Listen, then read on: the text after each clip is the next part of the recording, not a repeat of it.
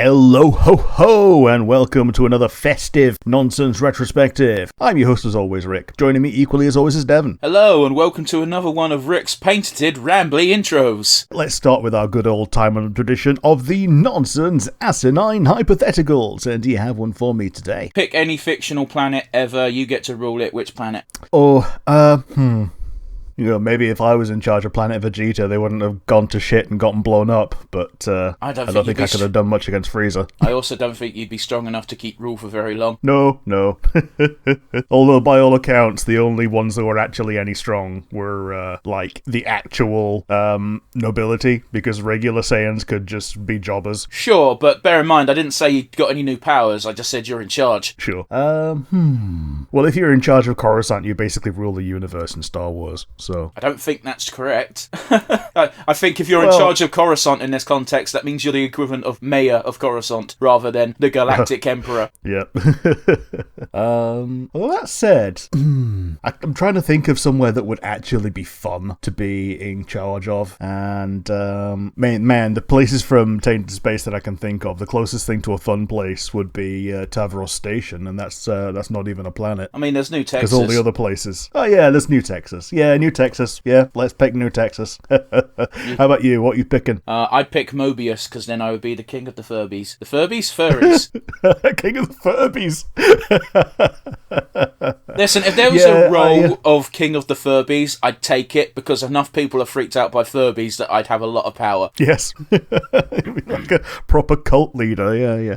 Yeah, so I discounted Mobius because like half the time it just gets mashed in with New Earth these days. So yeah, that was a good pick.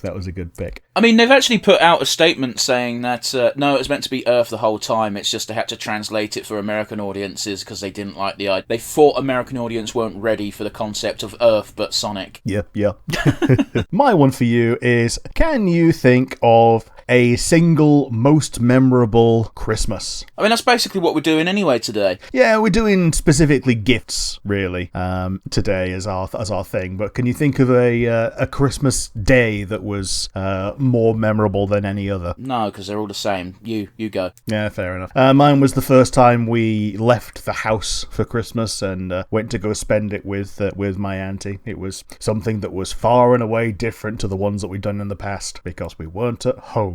So yeah, today we're going to be talking about the top 5 most memorable gifts that we got for Christmas, and we'll start with you. What's your number 5? My number 5 is Star Wars Episode 2, Attack of the Clones, the Rescue on Geonosis board game. Okay. This board game is something I never actually played. None of us wanted to play it. The rules were like 20 pages long. The reason why it's memorable, it was a big board with big cardboard cutouts that made it 3D, and you had little cutouts of the characters, including Count Dooku and Anakin, so we just played with those. Did it at least look cool? I just said it looked cool. Yeah. So yeah, that's a pretty fun one. But it's a lot like a lot of things when your kids didn't actually use it properly. Well, it's one of those where I'd be curious to get my hands on something like it today to see what the rules actually were, because it looked like some bullshit. Well, we saw that Star Wars looking thing in W.H. Smith's, didn't we? That big old because it has modern minis and it was like 90 quid. I'm blanking on what you're talking about, so you just go with it. Okay. Well, it was when I was down by you and we saw the big old board game that cost infinity pounds, and nobody bought it because it cost infinity pounds, and also it was like the size of a suitcase. Fair enough. But I'm assuming it would be something similar. Well, except it was all made out of cards, so significantly smaller. Oh, yeah. And could be, packed away a lot easier. How about you? What's your number 5? My number 5, I've got listed down as my Airfix Tracy Island. So I know you've got a bit of antipathy towards Thunderbirds, but when I was a kid, it was one of the few things that were on TV. So you either liked it or you just skipped evenings. So yeah, I was a Thunderbirds fan when I was a kid. When they brought out Tracy Island, the playset, it was like Rocking Lost Turds, so my folks got me an Airfix version instead. And while we were building it, I broke it because I saw there was a spring and I was like, oh, what's this? And I pulled it and it was forever deformed, so it never worked. Yeah, you shouldn't give model kits to children, like, because they will fuck it up and then they'll cry and be upset. And you're like, I can't fix it for you, and I also can't buy you a new one. That cost me too much money. Yep. Man, yeah, because other model kits that I'd had before that were Lego, so... That's not a model kit. That's no, Lego. It's not. It's Lego, yeah, absolutely. Oh, dude, you just reminded me. There was like a story on Reddit of some parents doing... It still baffles me that they thought this was a good idea, but they bought their kid a Lego playset for Christmas, one of those big fuck-off ones, and they were like, let's save him time, and they built it for him and then wrapped up the built thing, and then he got his present and he started crying because he wanted Lego because he wanted to build it. Yep. It's just like, I don't even know. Oh, I feel slightly bad for the parents because they clearly didn't get it. And I bet you any money what happened was the parents had a gift when they were children that required assembly before you could use it, and they got it unassembled and they didn't know what to do. So they thought they were skipping that step. But fuck, that's unfortunate, ain't it? Yeah, it's unfortunate all round. Yeah. So what's your number 4? My number 4, continuing with the Star Wars theme. Remember, this is memorable gifts. They don't have to be good. Doesn't apply to this one. It was the Qui-Gon Jinn toy lightsaber. Ah, yeah, sweet. So, it was one of the cooler ones, yeah. Here's the thing. Me and my brother both wanted Darth Maul's because, of course we did. It was cool. Mm-hmm. However, they couldn't get the Darth Maul one because every child wanted the Darth Maul one. Yep. But we did get 2 Qui-Gon Jinn ones, so we whacked the shit out of each other that Christmas day. Yeah, the only place you could get Darth Maul things in our town was at the comic shop because basically they got bought and resold en masse. So if they popped up at like Toy Master or Toys R Us, somebody would buy it and stick it up on eBay. The comic shop did get a few and were able to sell a few, and yeah, they were more expensive, but not by much. So yes, I did manage to get one of those myself, but it was out of my own pocket money. I was going to say, here's the difference. You would have been almost an adult by then. I was not even 10. Yeah, I'd have been like 15, 16. Yeah. It's one of those. Also, weird coincidence, but about 3 years ago, my brother found a Darth Maul lightsaber toy for like 50 quid on somewhere, and he just went, I'm not going to do anything with it. In fact, it still sits in the hallway doing fuck all, but he bought it. Yeah. I'm assuming it's one of the plastic ones, not the like really good one. No, toys, Rick. Yeah. Like we're not. We've got a friend who spent a lot of money on a replica lightsaber, and it's cool. It looks cool. I don't see the point. Yeah. I mean, there's like different tiers of toy, like the Force FX one with the. That's not a toy at that point. That is a prop. Essentially, yeah. No, when I say toy, I mean marketed towards children because they are going to whack it, they are going to break it. That's why they're cheap. Yeah, a chunky one where the only moving part is the retractable blade. Yeah, except because it's like those old traffic cone things where it just Yeah. Yeah, I remember when like the original trilogy ones, you had a traffic cone bit that was always stuck out when it was turned off. Yes, exactly. That's what the level the toys were during the prequel trilogy as well. During the prequel trilogy, that was the first time they could retract into the hilt. Okay, not the one we got. Weird. Rick, cheap. But yeah, fair enough. How about you? What's your number 4? My number 4 is my first Christmas holiday. So this was the year my nan passed away. Rick. What fucking picture am I using for this? Just a caravan? A hotel. Like, because we went to a big old hotel and had an all-inclusive holiday because none of us had any reason to be in the UK. So instead of getting each other presents, we just all contributed to having a holiday. Could you at least tell me where? Yeah, this was in Tenerife. That's not a fucking holiday. That's some bullshit where adults get drunk. I mean, yeah, that's the whole point. Basically, the whole point was to go and have an all-inclusive booze up for like 6 days and then come home. Sounds fucking miserable, Rick, but hey, it's your holiday memories. It kind of was, but like it was memorable. No, I get you. We preface this with memorable, and also we should probably remind folk halfway through the episode. For me, this is exclusively Christmas gifts, but because Rick was born about 3 days before Christmas, he always gets his birthday and Christmas lumped in together. Yep. So, what's going to be your number 3? My number 3 is, I can't remember how young when I got this was, but it just sticks in my fucking brain. A giant fuck off off. So I must have been pretty small, because at the time it seemed gigantic, but it probably wasn't even 2 foot tall. It was a plastic castle wall with a bunch of little dudes. Yeah, was it Playmobil? I don't think it was Playmobil, because I don't think my family could afford Playmobil, but it was Playmobil adjacent. Sure. But, like, I could put the wall on my bed and it would section off the bed, basically. And there were so many little dudes, you'd put them on the castle wall and they'd be like, fuck off, dragon, and there'd be no dragon because that didn't come with it, but you'd pretend there was one. Yeah. You were the dragon, you were attacking and they were defending against you, yeah. But they were smart, though, because while fundamentally all the little dudes were the same, they had 2 different colour types for armour. They had white armour and black armour, with red highlights and blue highlights, and they all had different weapons. There was only like 8 dudes, but it felt like there was 100. Yeah. Sweet. That's kind of cute. Yeah. Let's put it this way. I can't remember how old I was when I got that thing, and yet at the age of 31, I still remember getting it and it being magical. Yeah. How about you, Rick? What's your number 3? My number 3 is very definitely a lumped-in present. It was the Sega Dreamcast. It was the last console that I had bought for me, and because, well, very soon I was going to be, over 18, because this was when I was, 15 or so, and, I got the Dreamcast. It was as close to release as I've ever gotten a console, and, it was fantastic. Are we helping propel the stereotype of all British dudes think about is how good Dreamcast was? A little bit, but I was a Sega kid before that anyway.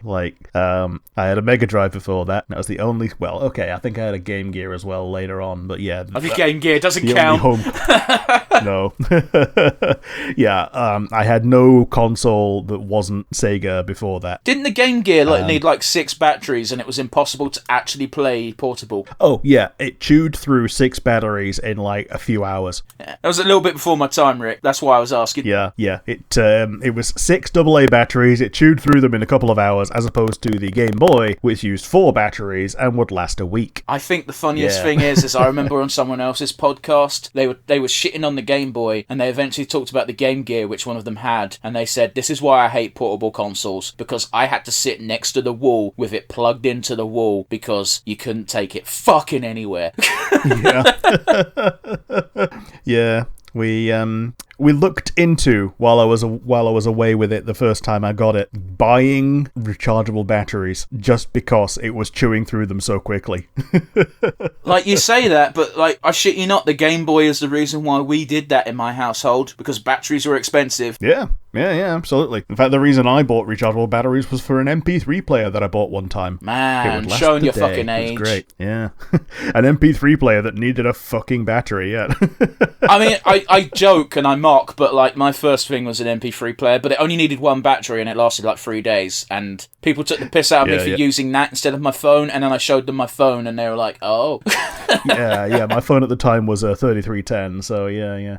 The MP3 player, well, exactly, it would last a day, because I'd use it on the train into school, and I would use it on the bus home, and that was 3+ hours of shit. So yeah, that was a decent day worth of time to use it for. I do remember one time I got patted down to go into a place, and they went, "Is this a knife?" I went, "No, it's my MP3 player, dude." And I had to take it out and show them. And because it was a stupid little fucking triangle, a 3D triangle. Yeah. Long. And I was just like, look, this is what you felt. I do not carry weapons. Can I please go to the bar? And what's going to be your number 2? Number 2 is the reason why I specified earlier that they don't have to be good memories, because my number 2 memorable gift is Final Fantasy Spirits Within. Yep. The DVD that ruined Christmas. It didn't ruin Christmas. I had a lovely Christmas. I just remember really fucking hating Square after this. Yep.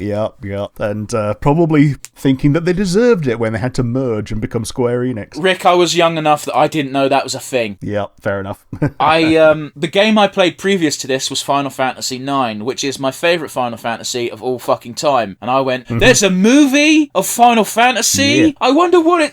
this is... I can't remember the plot. At the age of 31, I can't remember the plot of the film. I just remember being like, this is shit. Yep. I remember Dr. Aki Ross, and I remember remember that I think Sid dies, and there's a bunch of ghosts that seem to be invincible, and they can just rip out your soul, and that's what they could do. And that's what the spirits within are. I don't fucking know. We're going to do it for the podcast one day, and I can't wait to be fucking annoyed all over again. Who knows? It could just... I don't know if the film was actually good or not. I think it might have just been tainted by the fact that I was expecting a fun Final Fantasy-esque adventure, and instead I got whatever the fuck this was. Yeah, it wasn't fun. And it's what it wasn't. And the thing that I hated most was I asked for it. I wanted it for Christmas, and god damn it couldn't have been the easiest thing to get, and I got it for Christmas, and it was shit. Yep. What about you, Rick? What's your number 2? My number 2 is it's the Amiga, an Amiga A600. This is something that my family bought me when I was rather small. Probably too small to appreciate the thing, but it was basically an entire computer built into a keyboard. It didn't have a hard drive. It took floppy disks that were smaller than they had less storage than a regular floppy disk at the time, so that's the amount of data you could get on them. It took like 3 disks to play Street Fighter 2, and it was very definitely my first actual thing that I owned that was a console-adjacent thing. So it was meant to be more of a computer than a console, but I only ever used it for games until I was like 12. Yeah, I didn't get a computer for a long time. I sure as shit didn't get my own computer for a long time, because my first own computer I didn't get until I was in college. Yeah.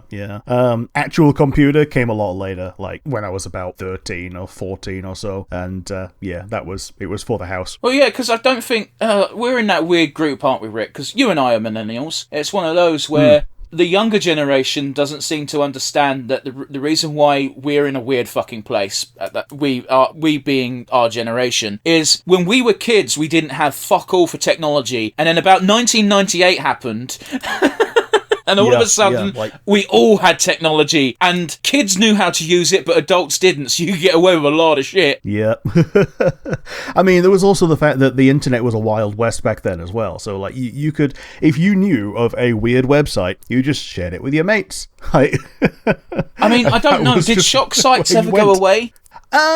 Or is it just that nowadays kids and people in general just sort of go, oh, that's probably something fucked up, so I'm not going to click it. Whereas us being kids and stupid, we're just like, oh, Lemon Party, what the fuck could that be? Granted, that was not by any stretch of the imaginations the worst one, but you know. Yeah, to my everlasting credit, the thing that I have never seen is 2 Girls, 1 Cup, and I'm going to try and keep it that way. That wasn't even an internet meme. That was something people had on their phones back when phones didn't really have internet. Yep. Yeah, there was a very definite, tiered system of not having a computer to having a computer to having the internet, because the internet was, a super luxury even for people that had computers back then. Yeah. I mean, I remember, I watch Only Plays on occasion, and one Mr. Zach Hadel's on it semi-frequently. Mm-hmm. I don't know if he still is. I haven't watched their content in ages. But I remember one time he made the point that the reason why people get so offended by the internet nowadays is because they're fucking idiots and treat it like their living room. Yeah, okay. Whereas back in the day, people would just go, it might not even been Zach, it might have been Lyle, I think they were both on the same video, and it's just like, back in the day, you'd say something on the internet, and someone would say something back, and you'd go, who gives a fuck, it's just internet. Yeah. And nowadays it's weird, isn't it? Because everyone's been brought up on it, and they're just kind of ingrained in it, and it's like, fuck. Yeah, I feels it. So, we get to our all-important number 1. What's your number 1 spot? Yeah, it was going to be the PlayStation 1. Yeah. This was my first console, Rick. Technically, it was a shared gift between me and my brother, but my brother didn't give a fuck about it. Yeah, that's the best kind of shared gift. It's one of those where I think we also got the PS2 as a shared gift, but when we got to PS3, it was like, that got gifted to me, and then PS4 I had to get on my own onwards. But yeah, the PS1 was definitely my favourite gift ever. It kickstarted me into getting interested in gaming, because as fun as the Game Boy was, it was kind of Yeah, apart from Pokemon, there weren't very many amazing Game Boy games. You know what? I enjoyed Pokemon because it managed to give me a kickstart into socialising with other kids on the playground, but I honestly preferred the Super Mario Land games. Yeah, fair enough. But no one fucking played those. And if they did, what were they going to do? Look over your shoulder while you played it? I don't know, man. You and I have some pretty in-depth discussions about games. Granted, it would have been a bit more limited vocabulary-wise as children, but... Yeah, but also we've got the perspective of more games in our, like, collective consciousness, you know? Okay, whereas but on the playground, Rick, we used to try and play video games in real life. I think I've told this story on the podcast multiple times, but when Final Fantasy X and the PlayStation 2 came out, a group of friends were like, we're going to play FF10, and I was like, I don't have that. Can I be an FF9 character? And the guy in charge of the group of friends was like, yes, you can, but because you're from FF9, that means you're weaker. Yeah. Which is such dumb kid logic, isn't it? It is. It's funny now, but as a child, you can imagine I was very annoyed by that statement. Like, no, Freya can kill all of you.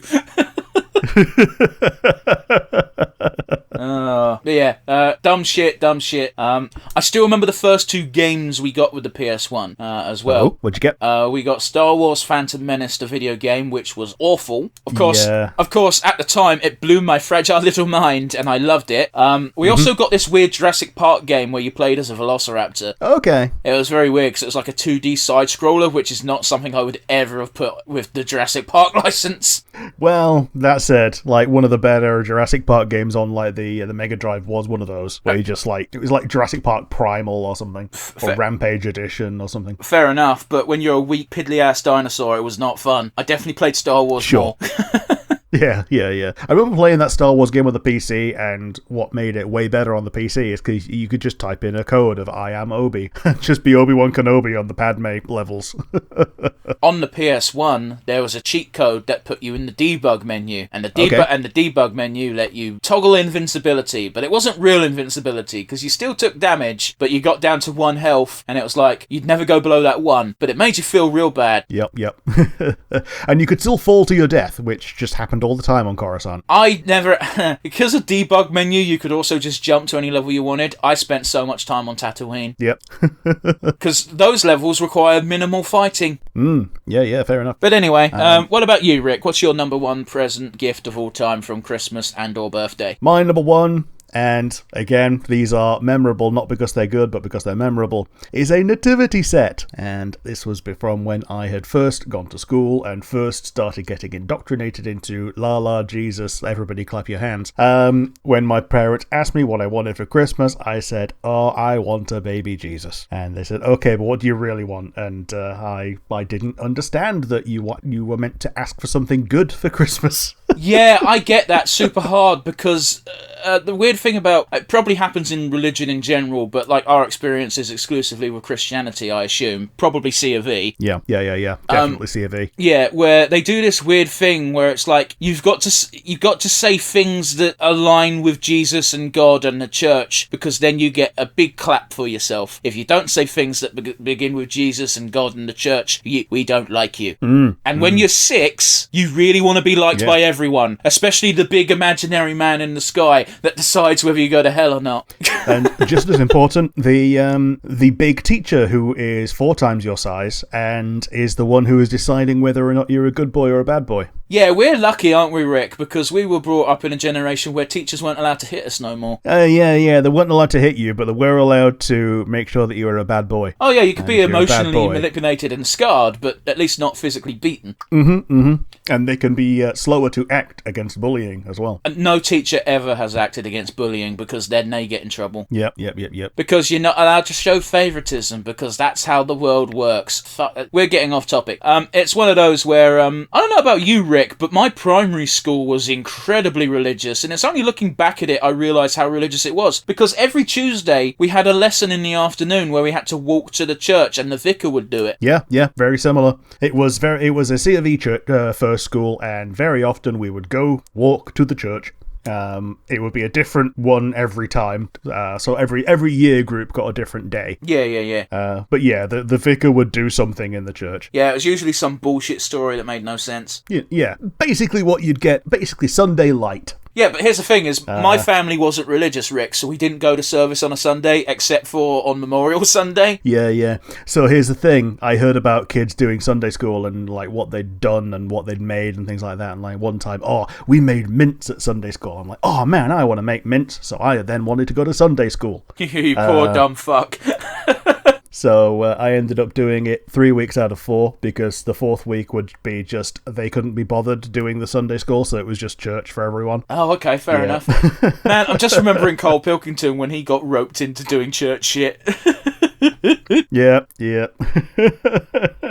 it's one of those where, like, it's so fucking bizarre, isn't it? Rick, do you remember the moment when you decided religion was bullshit? I think it was when my granddad died. Ooh. Mine was nowhere near as serious as that, but go ahead. Yeah, about 6.5 years old, which, is there's a massive gap in your life between, like, when you're 4.5 to 6.5, because it's between when you're first having memories really form and when you're first being able to make choices. And that was I went from let's have a baby Jesus for Christmas to this is bollocks. Yeah. So from then on it was always whenever I had to sing, it wasn't with any form of reverence or seriousness. So how about you? What was your awakening moment? Yeah, it was very weird. I think I was about 8 or 9, so a little bit older. We had an assembly from someone who was religious, and I'm pretty sure I've told you this before. I might not have said it on the podcast, where they basically said, as their analogy, does anyone here not believe in God? And some people raised their hands. I didn't, because I was a good little boy. I'm like, no, I believe in the God and the Jesus. And then the presenter said, here's the thing. You can't see or talk to God. You just have to believe he's there. And it's like, okay, faith, I understand the concept. It's like if you came up to me and said you had a headache. There's no way you can prove you have a headache. I just have to believe you have a headache. And that's the moment where I went, that's bullshit. This is what you're comparing it to? As a 9-year-old child, I was thinking this. Up until then, I hadn't questioned it. And in that moment, I was like, that's stupid. Why is this stupid? A person single-handedly, like, don't get me wrong, I was never, like, seriously thinking about religion at any point in my life, but people were religious enough to be, like, influence me enough to be like, yeah, I believe in the God and the Jesus, and this one person shattered that by being stupid. Yep. Oh, goodness. Man, I think Santa lasted longer than God. I mean, if you were 6 when you decided that you didn't believe in God no more, then yeah, Santa probably did. Yeah. I believed in Santa for way too long. I think I was 11. Yep.